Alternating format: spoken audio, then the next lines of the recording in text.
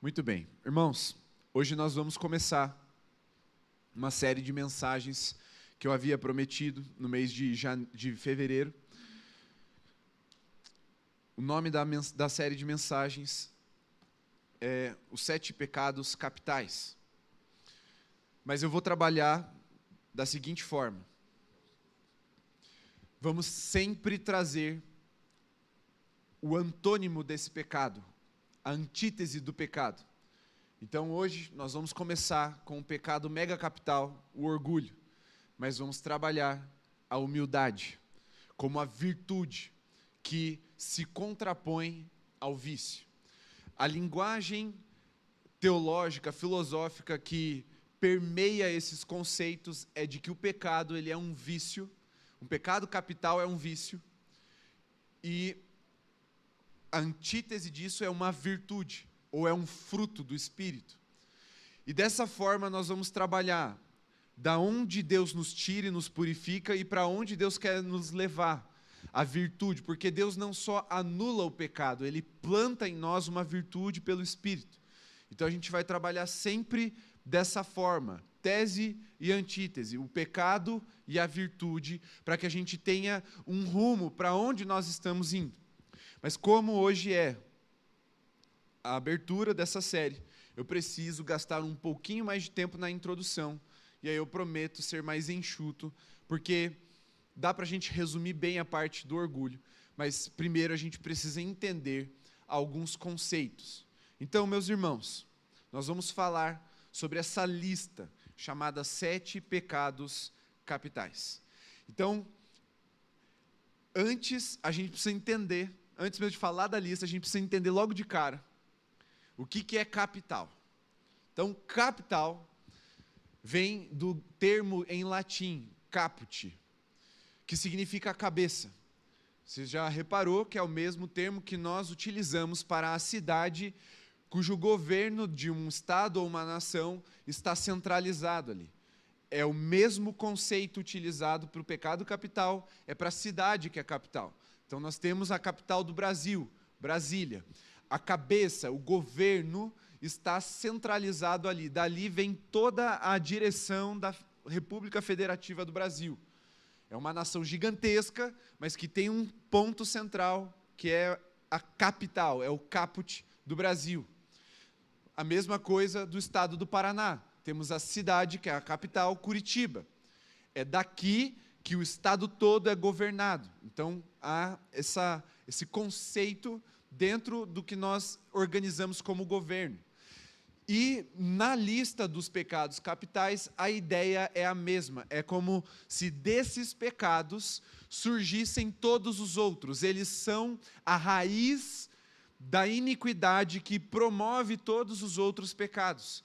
E a lista, ela teve 8, 9, depois enxugaram, ficou 7, e até hoje ela é uma lista de 7 pecados, e desses 7, o primeiro e maior, considerado como mega capital, chamado de a mãe de todos os pecados, é o orgulho.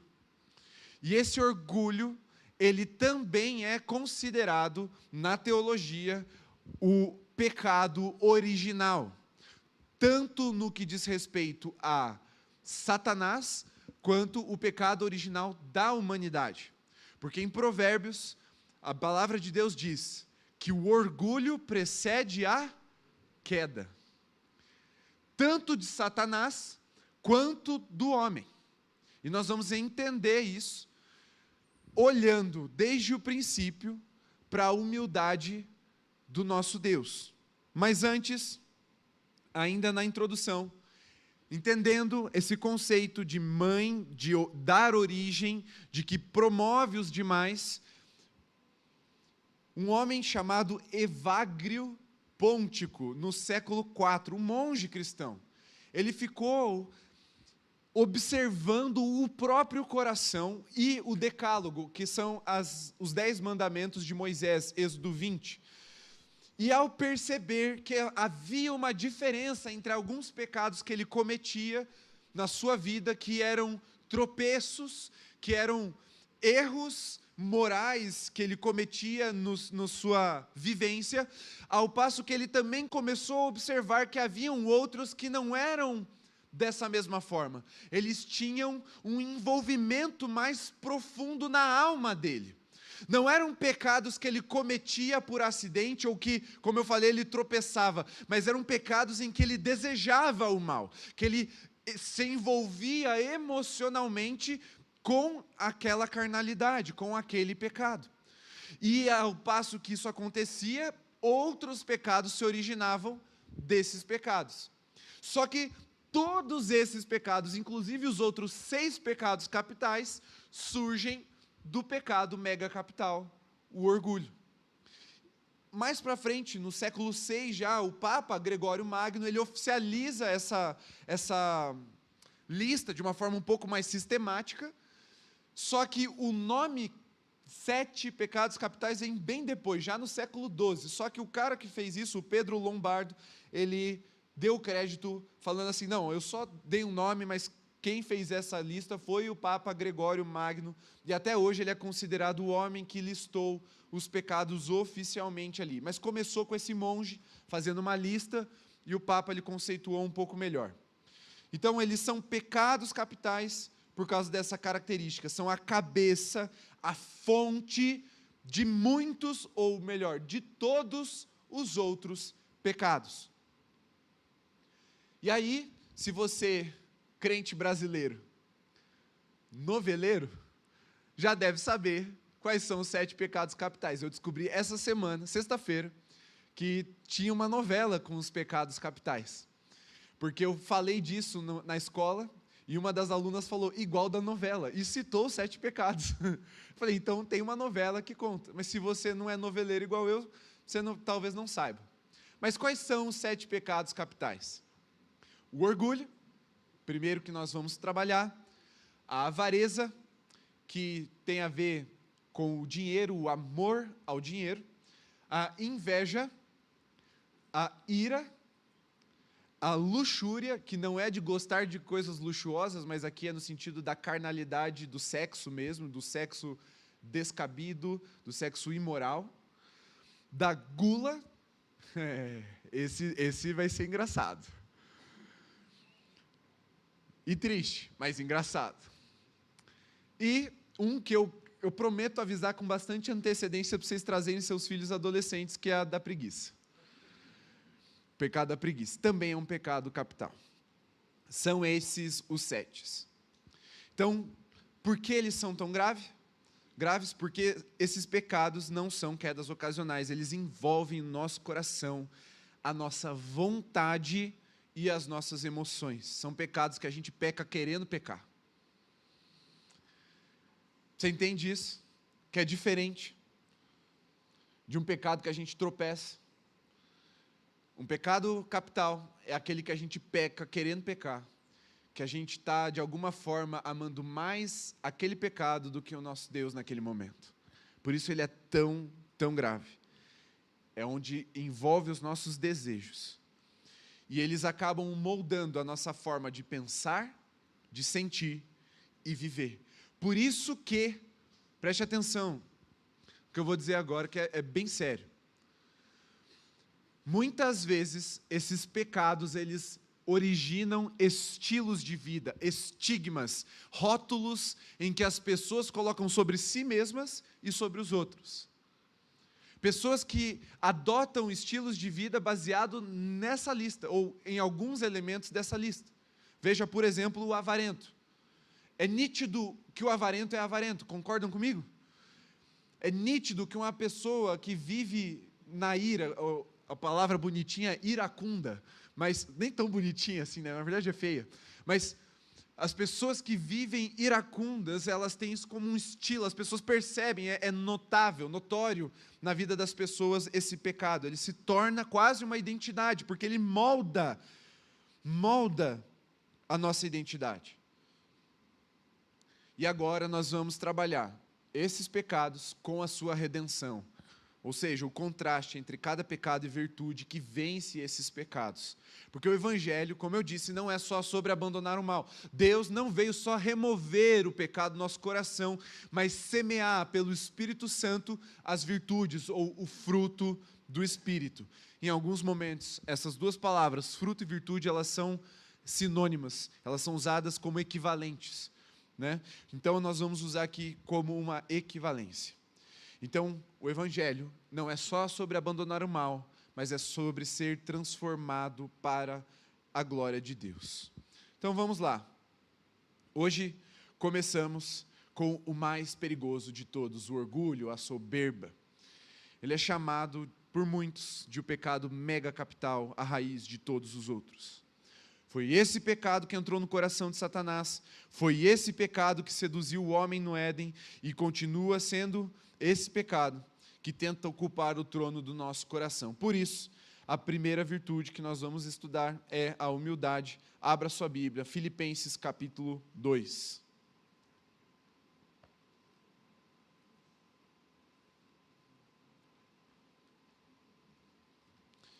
Verso 5 até o 11.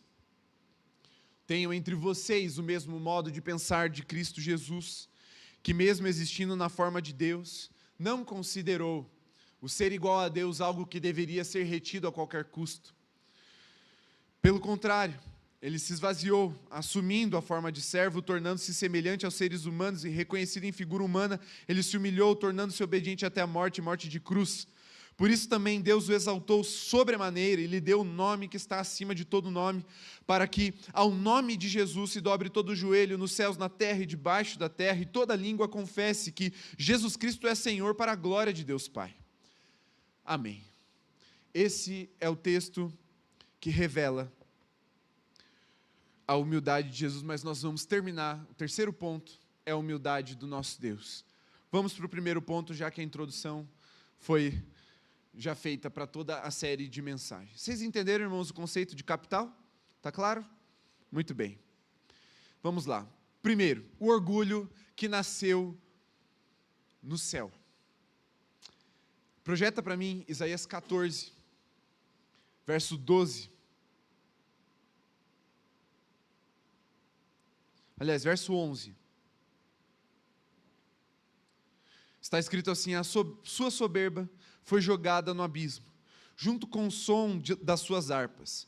A sua cama é de larvas e os vermes são a sua coberta. Veja como você caiu do céu, ó estrela da manhã, filho da alva. Veja como você foi lançado por terra, você que debilitava as nações. Você pensava assim: subirei ao céu, exaltarei o meu trono acima das estrelas e me assentarei no monte da congregação, nas extremidades do norte. Subirei acima das mais altas nuvens e serei semelhante ao Altíssimo. Mas você descerá ao mundo dos mortos, no mais profundo do abismo. Agora, se você puder, abra também Ezequiel 28, verso 12. Está escrito: filho do homem, faça uma lamentação sobre o rei de Tiro e diga-lhe: assim diz o Senhor Deus, você era um modelo da perfeição, cheio de sabedoria e perfeito em formosura. Você estava no Éden, jardim de Deus, e se cobria de todas as pedras preciosas: sárdio, topázio, diamante, berilo, ônix, jaspe, safira, carbúnculo e esmeralda. E seus engastes e ornamentos eram feitos de ouro e foram preparados no dia em que você foi criado. Você era um querubim da guarda que foi ungido, eu o estabeleci. Você permanecia no monte santo de Deus e andava no meio das pedras brilhantes. Você era perfeito nos seus caminhos, desde o dia em que foi criado até que se achou iniquidade em você. Preste muita atenção agora. Na multiplicação do seu comércio, você se encheu de violência e pecou. Por isso, ó querubim da guarda, eu o profanei e lancei fora do monte de Deus e o expulsei do meio das pedras brilhantes. Você ficou orgulhoso por causa da sua formosura. Corrompeu a sua sabedoria por causa do seu resplendor. Por isso, eu o lancei por terra e o coloquei diante dos reis para que o contemplem pela multidão das suas iniquidades, Pela injustiça do seu comércio, você profanou os seus santuários. Por isso, fiz sair do meio de você um fogo que o consumiu, e o reduziu a cinza sobre a terra, aos olhos de todos que os contemplam. Todos os que conhecem entre os povos se espantam por causa de você. Você se tornou objeto de espanto e deixará de existir para sempre. Meus irmãos, eu vou tentar ser bem objetivo aqui nessa explicação, porque eu quero que vocês entendam muito bem esse pecado. Antes desse pecado entrar na terra, ele começa no céu, mais precisamente no coração de um anjo querubim. Talvez você esteja familiarizado com esses dois textos proféticos que eu li, tanto a profecia contra o rei de Tiro, que foi essa de Ezequiel, quanto a de Isaías 14, que é a profecia contra a Babilônia. E muitos céticos, teólogos céticos, têm dificuldade de admitir esse texto, porque ele fala também, ele é uma profecia de dupla validação, ela tem uma localidade no espaço e no tempo, uma geografia, uma pessoa, o rei de Tiro e o rei da Babilônia, mas fica evidente que essas profecias não se referem apenas a esses homens, porque de que homem pode ser dito que ele era um querubim da guarda do santuário do Deus Altíssimo e habitava nos altos montes e era perfeito? Nenhum. Então é uma profecia que sim fala contra o rei de Tiro, é uma cidade ímpia, e a Babilônia, que é o símbolo do sistema diabólico e mundano, mas também são profecias que trazem uma revelação acerca do pecado que nós chamamos de original. Aonde surgiu o desvio, aonde surgiu a profanação, aonde surgiu o pecado? No coração de um anjo querubim, cujo nome nós não sabemos, não é revelado. Você pode dizer, não pastor, é Lúcifer. E aí eu te digo, irmão, não é. Porque Lúcifer é a tradução de anjo de luz para o latim. Então, por causa da tradução da Vulgata, que é a Bíblia em latim, muitos transformaram esse termo como se fosse um nome. Ah, não pastor, é diabo. Diabo também não é um nome. Diabo é inimigo, como também Satanás. E demônio também significa adversário. É tudo palavras diferentes que significam a mesma coisa para falar desse adversário. E aqui a gente já começa com uma coisa muito importante na nossa compreensão sobre o diabo, sobre Satanás, sobre esse anjo que outrora de luz, hoje é caído, esse querubim que foi lançado por Deus sobre a terra para a sua perdição. Ele não tem um nome, porque ele não tem uma identidade. E talvez a melhor definição de Satanás é que ele não é. Por quê? Porque Satanás se tornou a antítese de Deus, o oposto de Deus. Ele é o adversário por definição, e quando nós olhamos para Deus se apresentando na sarça, e para o Cristo se apresentando nos evangelhos, como que ele se apresenta? Ele diz, eu sou. Então, se Deus é, e Satanás é o seu adversário, por definição, nós podemos dizer que ele não é. Entendem isso? Porque ele não tem uma identidade, ele se corrompeu ao ponto de perdê-la. Ele não tem um nome revelado. Talvez ele tivesse antes, mas não está escrito. Então, qualquer nome que te disserem é especulativo. Então, nós não temos acesso ao nome dele. E esse relato mostra para nós que, de acordo com o próprio Deus, ele era uma criatura tão sublime, cuja formosura era tão elevada, que Deus chama de perfeita. Deus chamou esse indivíduo de perfeito. E até então, a gente não sabe quanto tempo, porque talvez nem o tempo como nós o conhecemos existisse no período em que surge o pecado no coração do adversário, de Satanás, mas em um certo momento, em um dado momento da vida, da existência desse ser, cuja atribuição era adorar ao Senhor, oferecer adoração, habitar no altar do Senhor, olhar para a beleza da santidade do Criador, ele para de olhar para Deus e ele começa a olhar para quem? Para si mesmo. Esse movimento de tirar os olhos de Deus e olhar para si é a fagulha de ignição do orgulho. Orgulho é olhar para si e gostar do que está vendo, mais do que você aprecia o que vem em Deus. Esse foi o pecado original. Satanás, eu não sei se foi no espelho, não sei se ele... Porque assim, vocês repararam que os nossos olhos, eles estão colocados estrategicamente para que nós não vejamos o nosso rosto, mas vejamos o dos outros. Os olhos foram criados por Deus como estruturas de contemplação. Não à toa, todos os anjos e os seres viventes têm um monte de olho.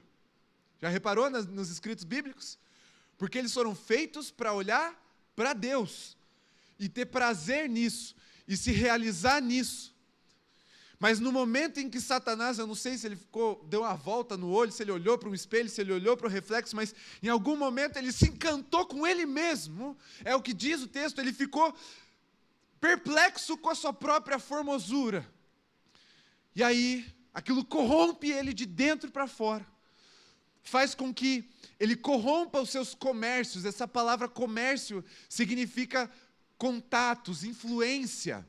Satanás, ele era, antes da queda, alguém tão influente que no momento da sua queda, quando ele se torna o adversário, ele leva consigo, convencendo 1/3 dos seres celestiais, que se corrompem e caem junto com ele. Tamanha a influência da sua beleza e da sua formosura. Então, quando ele para de olhar para Deus, ele volta os olhos para dentro de si, ele se torna um ser orgulhoso, ele se torna a antítese de Deus, porque C.S. Lewis diz que o estado espiritual e emocional mais oposto a Deus é o orgulho. Não tem lugar mais distante da existência para se estar de Deus do que num lugar de orgulho, quando nós olhamos para nós mesmos e fazemos de nós mesmos o centro da nossa existência. E esse foi o pecado original, o pecado de Satanás. Ele olhou para Deus, e até aí estava tudo bem, ele olhou para si e se encantou. E quando ele se encanta consigo mesmo, ele diz: serei semelhante ao Altíssimo. O problema nunca foi a posição dele, mas foi a ambição de deixar de ser quem ele era, para se tornar, ou tentar se tornar, quem Deus é. Ele não estava mais satisfeito em existir diante de Deus, mas ele queria ocupar o lugar de Deus. E o orgulho, ele é assim, um desejo silencioso de autonomia absoluta. Então, se um dia te perguntarem, a melhor forma de descrever a essência de Satanás é que ele é um ególatra. Ele é um independente por excelência. Ele é um autônomo por excelência. Ele é um ensimesmado.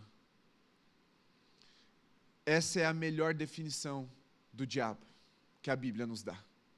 Por isso ele se torna o adversário, o inimigo, a antiga serpente e o dragão.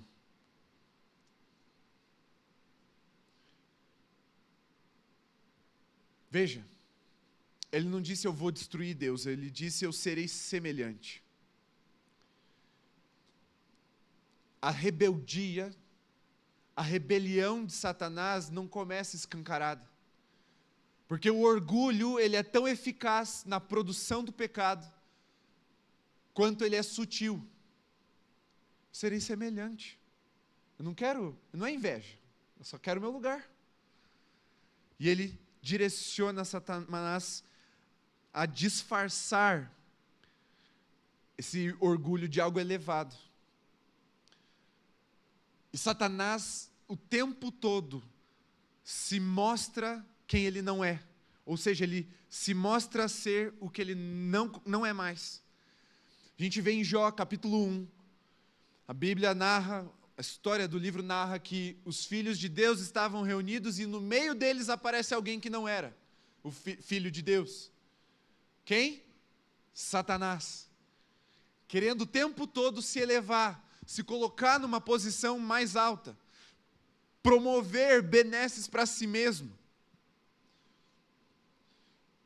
Nem em Satanás, preste atenção, nem em Satanás o orgulho afasta a aparência de espiritualidade. Até Satanás transita no meio dos filhos de Deus, nas assembleias celestiais. De tão sutil, pernicioso que é esse pecado. De tão maligno, de tão antagonista a Deus, que é o orgulho. Veja, em Lucas 18, verso 11, o fariseu, ele ora assim: graças te dou porque não sou como os outros. O orgulho leva a gente a orar, mas contaminados por esse pecado.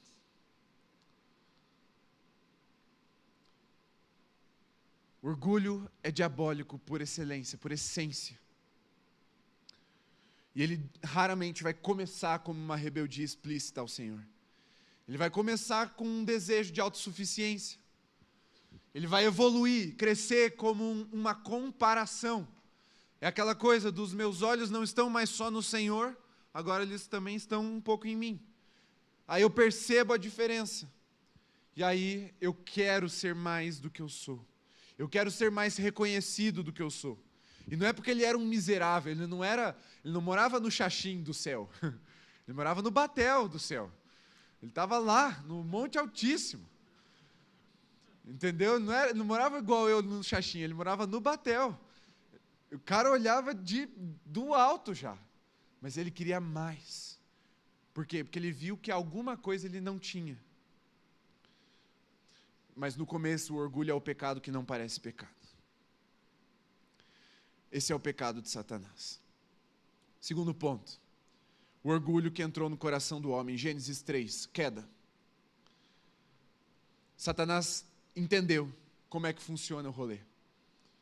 E o que ele faz? Ele não vem com espadas de fogo, com tridentes místicos, cuspindo e rugindo. Ele vem seduzindo. Ele mudou o alvo, agora não era mais o próprio coração e os outros anjos, agora era a humanidade. E ele apresenta a primeira tentação. Casal primordial, Adão e Eva. Comunhão perfeita, sem pecado. Tinham tudo que era necessário. Estavam desfrutando diariamente da presença de Deus. E aí Satanás fala: olha, eu tenho um negocinho para te oferecer. Se você comer da árvore do conhecimento do bem e do mal, você vai ser igual a Deus. Não, a gente vai morrer. Não, não vai. Não vai. Vocês vão ser igual a Deus. Vocês vão saber o que é bom e o que é ruim. E a gente não sabe, porque a Bíblia ela não descreve como um relato científico, preciso. A gente não sabe quanto tempo levou essa tentação. Pode ser que ela tenha sido uma vez, pode ser que ela tenha durado algumas investidas, algumas conversas. Mas o que é que Satanás estava semeando no coração da mulher e do homem no jardim? O desejo de serem igual a Deus. Olha para vocês um pouquinho. Eu sei que está bom, mas dá para ser melhor. Eu sei que vocês já são aí, coroa da criação, olha, vocês dominam sobre as aves do céu, sobre as bestas da terra, sobre os peixes do mar, mas assim, dá para ser um pouquinho mais elevado. E aí, e não é que dá. Então vamos. E aí a humanidade cai. No desejo de ser igual a Deus. Olharam para si. E você vê a consequência do pecado, imediatamente mostra que os olhos deles não estavam mais no Senhor e nos outros, agora estavam voltados para si mesmo. Qual é a reação que o pecado produz? Vergonha. E perceberam que estavam, para isso eles tiveram que olhar para quem? Para si mesmos. O pecado entrou e o orgulho é isso. Até um parênteses legal de explicar. Quando a gente fala, como o pastor Mário falou assim, orgulho do meu filho, isso não é orgulho de verdade, é só um jeito de falar, é alegria, é admiração, isso não é pecado. Porque ele nem está olhando para ele está olhando para o filho, e o pai se realiza no filho. Eu sei que às vezes a gente usa esse termo, mas nesse caso específico, quando nós estamos falando do pecado, é outra coisa. Vocês percebem que, por definição, é outra coisa. E aí o pecado vem e contamina, por isso ele é o mega capital, a mãe de todos os outros pecados, porque do orgulho vem a desobediência, aí do orgulho vem a mentira, vem a intimidação, e aí depois vem o assassinato, e aí desemboca em todos os pecados conhecidos e desconhecidos no nosso coração. Mas você precisa entender esse pecado no coração da humanidade, para que você entenda de onde vem a nossa fraqueza. Por que Satanás é tão bem sucedido quando nos tenta? Ninguém aqui duvida de que Satanás quer o seu mal. Estou mentindo, irmãos? Alguém aqui acha que Satanás quer o seu bem? Ninguém. Mas por que ele ainda tem tanto sucesso nas suas investidas? Porque ele conhece a natureza do nosso coração, a natureza carnal. Ele sabe que a gente quer ser mais do que é. Ele sabe que no fundo a gente quer ser igual a Deus de alguma forma. Nós podemos até gostar de Deus, mas no fundo, nosso coração ele tem o desejo de ser independente. É a tentação do crente mais espiritual de todos. É ficar tão grandão na fé, que aí ele se torna independente do Senhor. É quase que um paradoxo. Quanto mais crente, mais espiritual, mais perto da queda violenta do orgulho nós estamos. Porque é a tentação de ser independente, de deixarmos de ser como crianças, como diz a canção. De olhar para Deus como um pai e ter a expectativa de se realizar nesse pai. Não, agora eu estou grandão, agora eu se consagrei. Está todo mundo olhando para mim. Eu estou olhando para mim. Deus deve estar olhando para mim também. E aí isso vem e desemboca em todo tipo de corrupção que a gente conhece. Irmãos, vamos dar nome aos bois aqui, vamos ser bem explícito, porque não tem como pregar uma mensagem dessa de uma outra forma. Por que você acha que existe pastor que justifica abuso sexual e pedofilia pelo cargo? Que ele acha que ele é tão grandão diante de Deus, que ele pode fazer o que ele quiser. Isso é orgulho. Orgulho. Ele acha que o toque abusivo dele gera santificação. Ele justifica todo tipo de pecado. Ele conta uma mentira para todo mundo que até ele acredita. Isso é orgulho. Quando você vê esses homens maus que se acham intocáveis, imorríveis, imatáveis, que se colocam tão acima dos demais, isso é o orgulho. E aí, claro, você vê todo tipo de terror produzido por essas pessoas, porque aí o orgulho te eleva na sua condição espiritual tanto que você acha que você tem direito de imprimir mal aos outros sem que haja consequências. Tudo começa na perniciosidade da tentação do orgulho.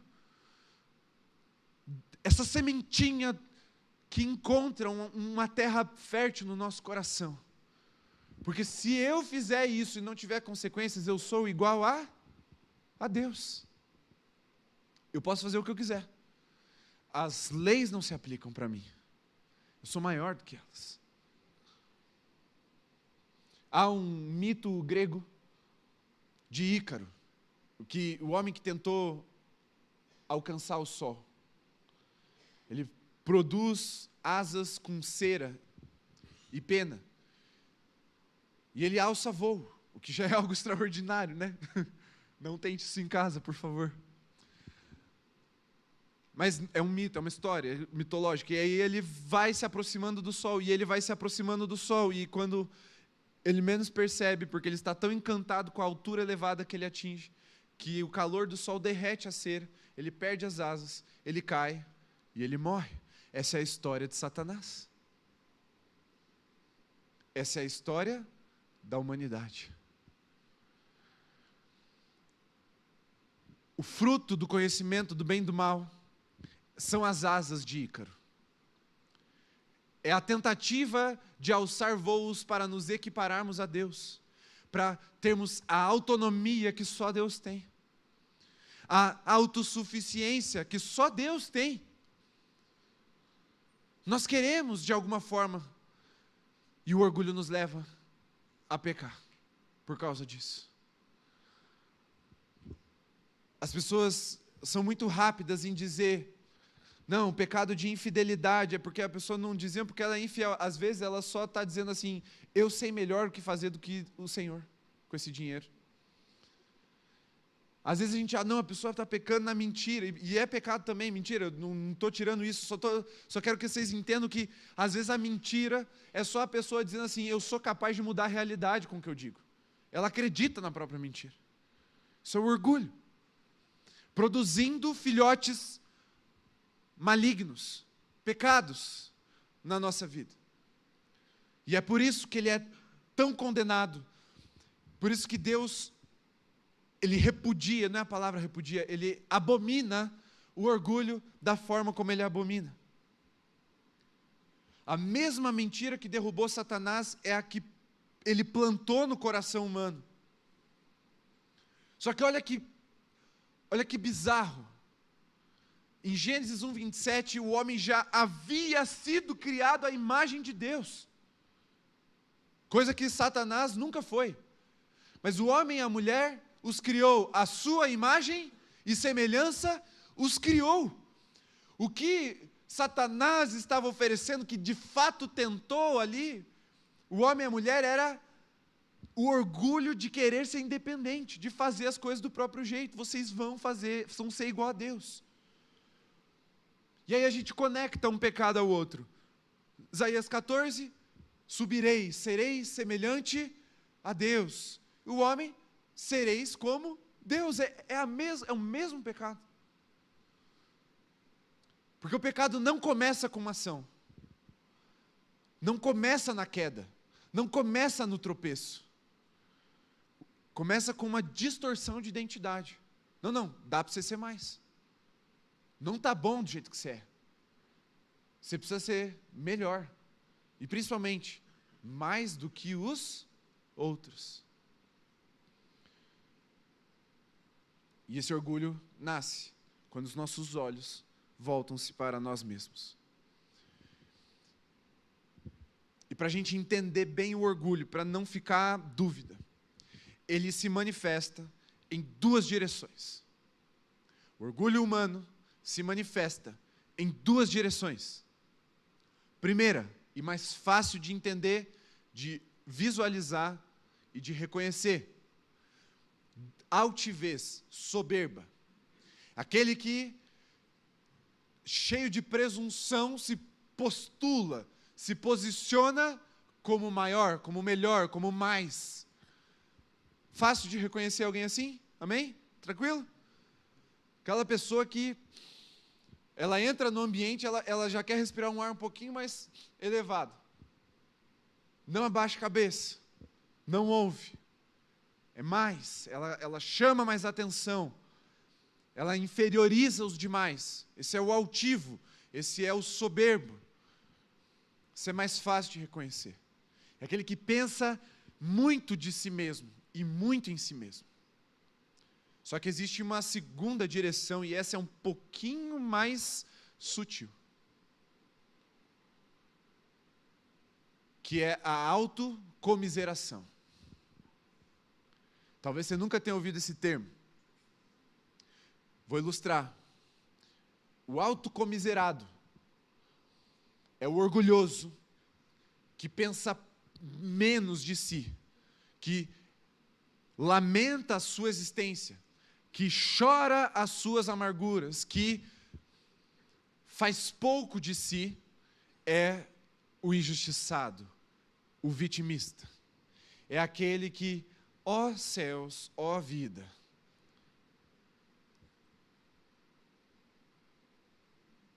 tadinho de mim, olha só, ninguém me olha, ninguém me vê, ninguém lembra de mim. Isso é orgulho. Porque quando você reclama disso, em quem você está pensando? Em si mesmo. Definição: si mesmo. Comiserado. A miséria. Você só enxerga miséria em si mesmo. Só que o problema está em olhar continuamente para si mesmo. E essa é mais sutil. A gente fala, tadinho dele, coitado, olha só, ninguém dá atenção, ninguém olha. E esse é o mais fácil da gente entrar também. A gente fala, olha Deus, o Senhor olha para todo mundo, menos para mim. O Senhor ouve a oração de todo mundo, menos a mim. Irmão, isso é orgulho. E é bem sutil. Porque ele tem uma aparência de piedade. Olha só como eu sou humilde. Irmão, a definição de humildade não é pensar menos de si. A definição de humildade é pensar menos em si. É se tirar do centro. Humildade é colocar Deus no lugar dele, no centro. Quando eu estou ali na autocomiseração, eu estou no centro. Eu estou no centro da minha vida. Eu estou no centro da história dos outros. Eu queria que a vida dos outros orbitasse ao redor da minha e dos meus desejos. É orgulho.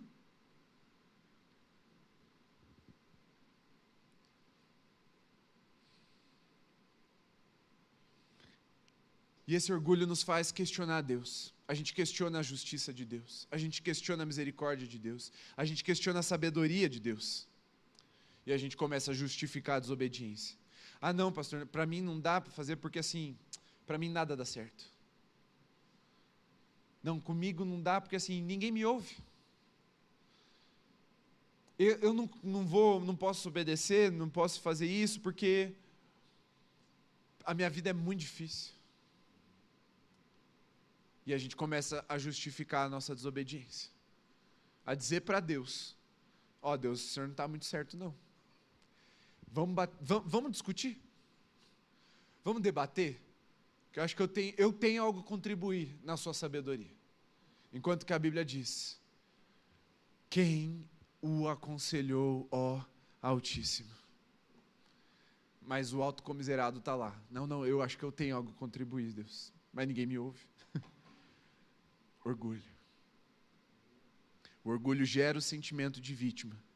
E tudo isso parece razoável. Por isso ele é tão pernicioso.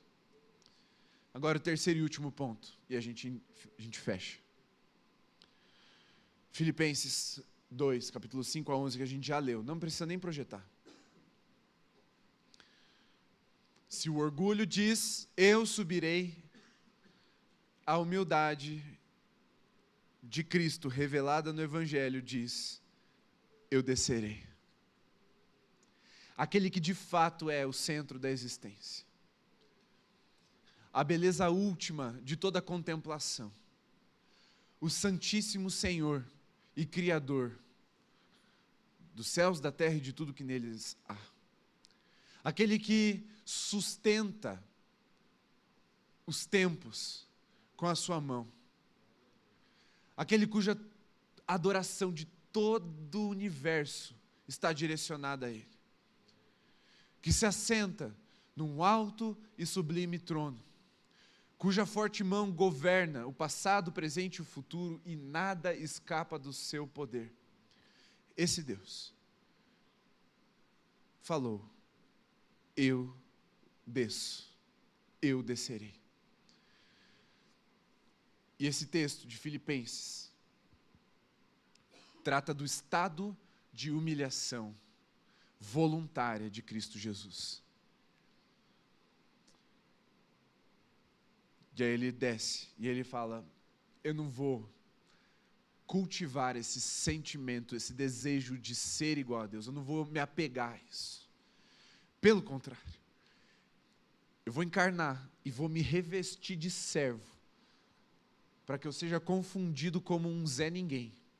E de fato, ele foi confundido como um Zé Ninguém. Não é o filho do Zé lá, do carpinteiro de Nazaré?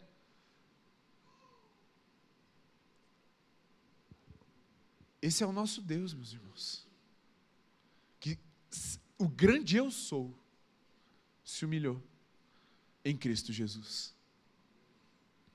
Se esvaziou.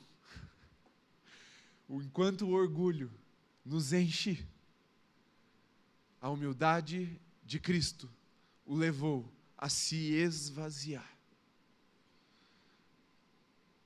e se humilhar até a morte e morte de cruz. E esse é o contraste absoluto. Satanás queria subir, foi lançado para baixo. Cristo desceu e foi exaltado acima de todo nome.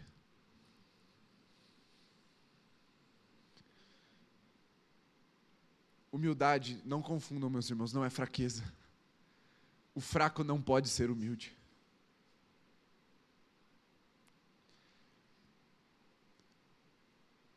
Se alguém prender eu e você numa cruz, a gente não tem muito o que fazer, a não ser morrer. Mas Cristo tinha muito o que fazer. Mas Ele falou: eu vou deixar. E como ovelha muda, nas mãos dos seus tosqueadores, Ele foi humilhado, zombado, cuspido, pisado, coroado com uma coroa de espinhos, crucificado, transpassado, nu. Cadê o rei dos judeus? Cadê Elias que não vai tirar? Não, vamos ver se ele é filho de Deus mesmo, Deus vai vir socorrê-lo. Seu corpo foi rasgado enquanto ele estava pendurado.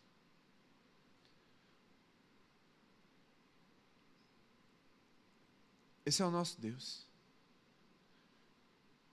Ele cria um universo e decidiu compartilhar comigo, com você. Ele pensou em mim e em você quando Ele estava criando as coisas.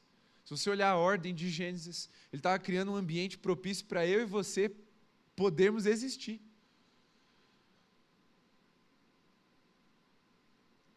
Ele pensou no outro. Ele se deu pelo outro. E não é qualquer outro. Éramos nós, os seus inimigos declarados. E nos amou. Porque a humildade revela o amor de Deus. Ela revelou Deus. E aí a gente vê Jesus lavando os pés dos discípulos, quando Ele diz: eu sou Senhor e Mestre. Ele não senta numa cadeira com encosto bonito e fala: eu sou o Senhor e Mestre. Ele tira a sua roupa de cima, cinge-se de uma toalha no seu dorso, pega uma bacia de água. Preste atenção, quando Ele diz que Ele é Senhor, Kyrios, Ele é maior que o imperador, maior que o César, e mestre, a referência última dos seus discípulos, Ele tira as suas vestimentas, coloca uma toalha, pega uma bacia, se ajoelha e vai fazer o trabalho do menor dos escravos, lavar pé de discípulo fedido. E nos coloca na missão. E nos coloca na missão. E ele mesmo diz, Mateus 11, 29, aprendei de mim, que sou manso e humilde de coração.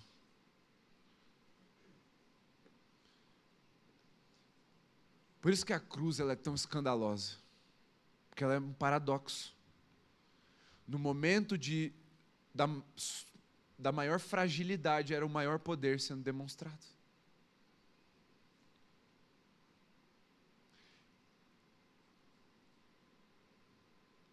Cristo se permitiu ser pisado por causa dos nossos pecados. Agora, concluindo, como que a gente lida com essa miséria tão enraizada no nosso coração, que não só está enraizada, como dá frutos de todo tipo de maldição? Só tem um jeito, meu irmão, e não é fazendo de tudo para não ser orgulhoso, para ser humilde, porque o nome disso também é orgulho, é autossuficiência, é você querendo performar e merecer. Sou eu tentando ser igual a Deus. Só tem um jeito, meus irmãos, um jeito, uma disciplina, um ato de humildade: tirar os nossos olhos de nós mesmos e devolvê-los para o Criador. É só olhando para Jesus que o nosso coração é redimido do orgulho. Não tem o que a gente faça, é só o que Ele fez que pode nos redimir. É só olhando para Ele e nos rendendo à obra da cruz que nós seremos transformados e libertos do orgulho. E esse é o maior desendemonhamento que a gente pode viver. Que a gente sai da extremidade oposta e nós somos colocados no lugar mais alto, que é na cruz com Cristo Jesus. Não aos pés, eu aprendi isso com a irmã Lídia. Não aos pés da cruz. Pé da cruz é lugar de zombador e soldado. Crente tem que estar com Cristo na cruz. Porque Paulo fala, já estou crucificado com Cristo. Logo, já não sou mais eu que vivo, é Cristo que vive em mim. O orgulho é o excesso de si mesmo, a humildade é olhar para Deus e deixar se encher do seu Espírito. É menos de si e mais do Espírito Santo nas nossas vidas. Esse é um chamado ao quebrantamento.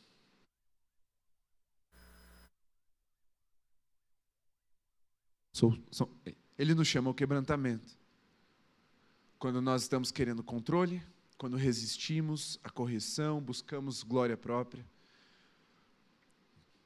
quando nós nos comparamos constantemente. Meu irmão, se você tem vivido debaixo do jugo da comparação, Jesus quer te libertar disso essa noite. Isso é orgulho, isso oprime, isso distorce a identidade. A oração de 2 frases: Jesus, há orgulho em mim. Jesus, torna-me mais semelhante a Ti. 2 frases. Há orgulho em mim, reconheça. Porque o orgulhoso não consegue reconhecer. Ele vai dizer, não é orgulho, é virtude.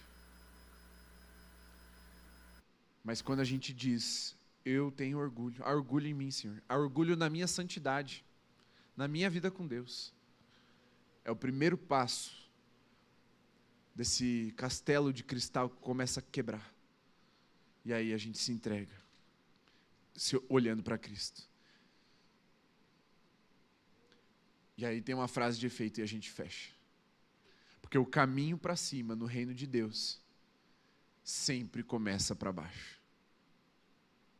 É mais uma das realidades subversivas do reino de Deus. É perdendo que se ganha. É morrendo que se vive. É dando que se recebe. É tirando o alvo final de nós mesmos. Saindo, na linguagem matemática, é deixando de ser um ponto e se tornando um vetor. O ponto é ele, só ele. O vetor, ele tem um outro alvo e ele tem uma direção. É quando a gente olha para Deus e é transformado pela sua humildade.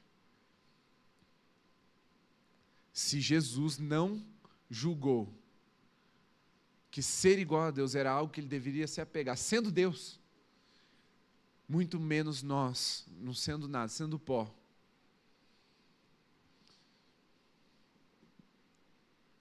devemos manter esse sentimento de querer ser igual a Deus, de querer ser independente. Vamos orar? Pode se colocar em pé.